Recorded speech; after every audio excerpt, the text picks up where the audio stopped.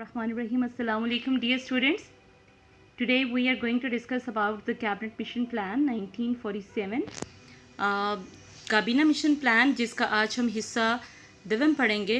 इसमें हमने इससे पहले पस मंज़र और इसकी 3 तजावीज़ जो हैं उस पर डिटेल डिस्कशन की। आज हम बात करेंगे इसके 4th पॉइंट की, यानी कैबिनेट मिशन की जो तजावीज़ थी उनमें चौथी तजवीज़ क्या दी गई। आइन साज असम्बली, सबसे पहले हम बात करेंगे आइन साज जो असम्बली थी।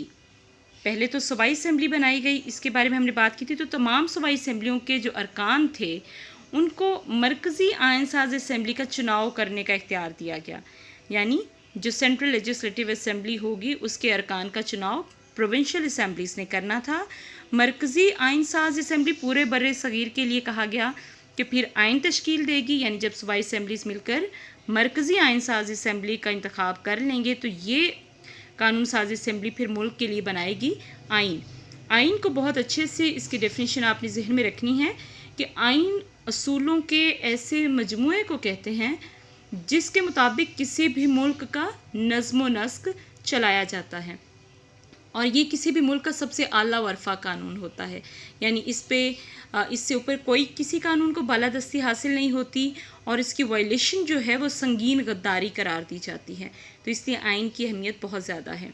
नेक्स्ट में हम बात करेंगे अबूरी हुकूमत का क़याम। अबूरी हुकूमत फौरी तौर पर कायम की जाएगी और कोई अंग्रेज़ काबीना में शामिल नहीं किया जाएगा, यानी वज़रा की जो टीम होगी उसमें कोई अंग्रेज़ शामिल नहीं होगा। काबीना इंतज़ामी अमूर को चलाने में बिल्कुल बाइख्तियार होगी। फिर एक पॉइंट इसमें ऐड किया गया ग्रुप से अलहदगी का, यानी कौन सा ग्रुप, जो ग्रुप ए, बी और सी हमने पढ़ा है उन ग्रुप्स की हम बात करेंगे। मरकज़ी आइन बनने और आर्जी हुकूमत के क़याम के बाद कहा गया कि अगर कोई सूबा ज़रूरी समझेगा तो फिर अपना ग्रुप तब्दील कर सकेगा। तो बहुत अच्छे से जहन में रखिए बच्चे कि आप लोगों ने आइन साज असम्बली का पॉइंट किस लिए बनाई गई। आइन साज असम्बली के पूरे बर्रे सगीर के लिए आइन बनाए, यानी जब ये मरकज़ी आइन बन जाएगा तो फिर सूबाई ग्रुप सारे के सारे तीनों सूबाई ग्रुप्स, यानी हिंदू अक्सरियती इलाके, मुस्लिम अक्सरियती इलाके और मिक्स्ड पॉपुलेशन बेस्ड इलाके, ये फिर अपने अपने सूबे के लिए अलग से आइन बनाएंगे। और इस आइन के बनने के बाद अगर कोई सूबा चाहता है कि वो अपना ग्रुप चेंज कर ले, लाइक ग्रुप ए से या ग्रुप सी से कोई ग्रुप बी में शामिल होना चाहे मुस्लिम इलाकों में, तो उन्हें ये इख्तियार हासिल होगा। उसके बाद कहा गया हिंद यूनियन से अलहदगी, यानी सूबों के तीनों ग्रुप्स में से कोई एक या दो सूबे यूनियन से अलहदा हो जाने का अगर फ़ैसला करना चाहें तो उन्हें इसकी इजाज़त होगी। इसको आप ज़रा डिफ्रेंशिएट बहुत ही अच्छे से कीजिएगा कि ग्रुप से अलहदगी से मुराद है कि जब मरकज़ी आइन बन जाएगा और सूबाई तीनों ग्रुप्स जो हैं वो चाहते हैं कि हम किसी भी दूसरे ग्रुप में शामिल हो जाएं और फिर उनके साथ मिलकर हम उनका बनाया हुआ आइन जो है उसको फॉलो करें, तो वो ऐसा कर सकते हैं।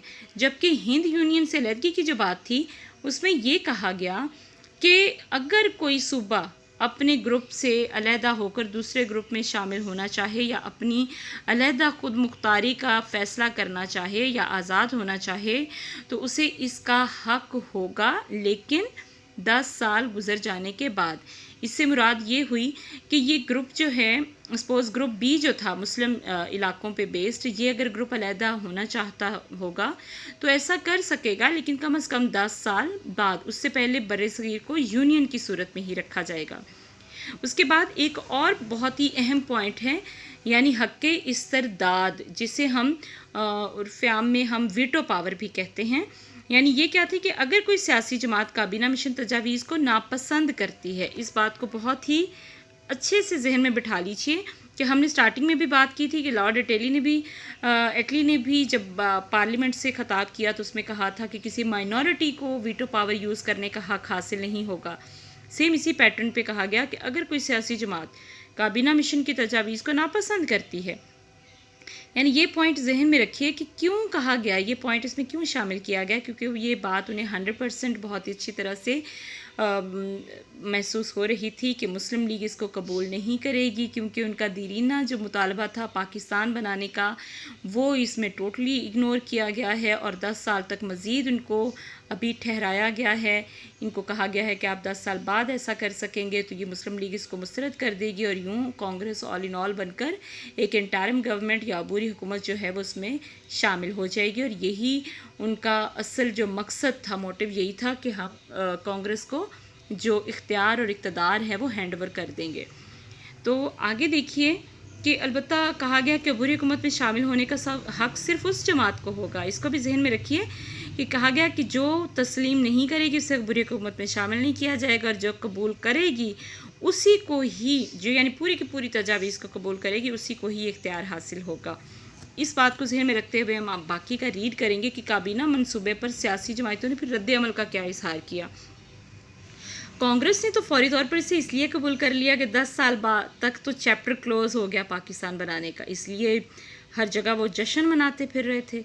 जबकि मुस्लिम लीग जो थी वो काफ़ी मायूस थी, और क्योंकि मुस्लिम लीग का जो पुराना मुतालबा था पाकिस्तान बनाने का वो यकसर मुस्तरद कर दिया गया था। इस मौके पर कायद-ए-आज़म ने फरमाया था कि मुझे अफसोस है कि मिशन प्लान में मुसलमानों के मुतालबे को नज़रअंदाज कर दिया गया है। हम पूरे वसूख से कहते हैं कि बर्रे सगीर के मसाइल का वाहिद हल जो है वो सिर्फ़ और सिर्फ 2 आज़ाद रियासतों के क़याम में ही पोशीदा है। और इसी तरह से डेली टेलीग्राफ जो उनका था न्यूज़पेपर, उसने भी लिखा कि मुसलमानों से ज़्यादती की गई है, हालांकि इंतखाबी नताइज ने सूरत हाल को वाज़ेह कर दिया था। यानी मुस्लिम लीग ने जीत कर ये साबित कर दिया था कि मुस्लिम कम्युनिटी जो है वो सारी की सारी मुस्लिम लीग के मौक़िफ़ से बिल्कुल हमआहंगी रखती है। ऐसे में कांग्रेस और मुस्लिम लीग के जो हतमी फ़ैसले थे वो ये थे कि मुस्लिम लीग की वर्किंग कमेटी ने जब इस मिशन के प्लान के बारे में डिस्कशन की और कायद-ए-आज़म ने इस वर्किंग कमेटी को पूरा जायज़ा लिया, तफसील से गौर किया, तो उन्होंने इसको इसलिए एक्सेप्ट कर लिया कि कम से कम 10 साल बाद तो यहाँ पे बात की गई है कि पाकिस्तान बनाया जाएगा, क्योंकि अगर हम इंटरिम गवर्नमेंट में शामिल नहीं होते हैं, बुरी हुकूमत में शामिल, तो फिर से वो रिपीट एक एपिसोड आ जाएगा जो कि 1937 से 1939 तक कांग्रेसी वजारतों का दौर रहा था। तो उस दौर के तल्ख जो हक़ाइक़ सामने आए थे उनको रिपीट करने की बजाय बेहतर ये होगा कि मुसलमान जहाँ इतना सब्र से काम लिया है वहाँ 10 साल मज़ीद कर लें। तो नेक्स्ट में हम बात करेंगे इंडियन नेशनल कांग्रेस का रद्द-ए-अमल क्या था कि उन्होंने जी इसमें जो सूबों की सूबाई जो तकसीम और तश्कील बनाई गई थी इसको यकसर मुस्तरद कर दिया। कहा कि हम इंटरिम गवर्नमेंट बनाने की बात को तो कबूल करते हैं, लेकिन हम जो नापसंदीदा हिस्से हैं हमें वो हम इसको बदलना चाहते हैं, हम इसको एक्सेप्ट नहीं करते। अब अगर काबीना मिशन प्लान की नाकामी की बात करें तो आप बहुत ही अच्छे से जानते हैं कि जितना भी हमने पिछला मटेरियल पढ़ा है उसमें अगर आप पॉइंट नंबर 8 को अगर देखें तो उसमें कहा गया था कि जो पार्टी कबूल करेगी उस पार्टी को इजाज़त होगी अबूरी हुकूमत में शामिल होने की, लेकिन कांग्रेस अपने ही किए हुए इस वादे से मुकर गई। उन्होंने कहा कि कांग्रेस इसको एक्सेप्ट करे या रिजेक्ट करे, दोनों सूरतों में हमने इक़्तिदार कांग्रेस को हैंड ओवर करना है।